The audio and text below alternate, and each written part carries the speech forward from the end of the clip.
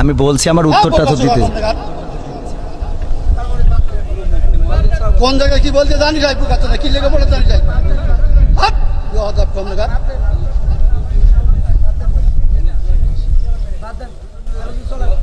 একদম বাস্ত করে দেবো সব একদম।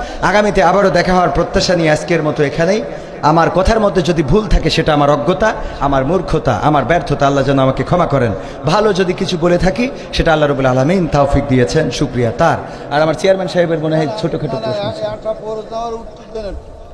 আপনারা সারা বাংলাদেশে হুজুর নাম করা হুজুর কত? এ তো অনেক।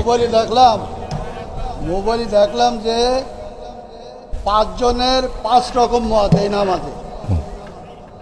আপনারা হুজুর, আপনাদের পিছনে হাজার হাজার লোক নামাজ পড়ে, আপনাদের মধ্যে 12 রকম মত কেন? এটা আপনার প্রশ্ন। একজন বললো, প্রথম যে লোক বক্তব্য দিলে আলহামদুলিল্লাহ না পড়লে তার পিছনে যে দাঁড়ায় নামাজ হবে না। আচ্ছা, মানে এখন মূল প্রশ্ন হলো আমাদের মত এত বেশি কেন? এইটা এত মত বেশি বক্তব্য দিচ্ছেন, হ্যাঁ সব শুনলাম, আমাদের মধ্যে দ্বিধাবন্ধ পাড়িয়ে দিয়েছেন তো আপনারা।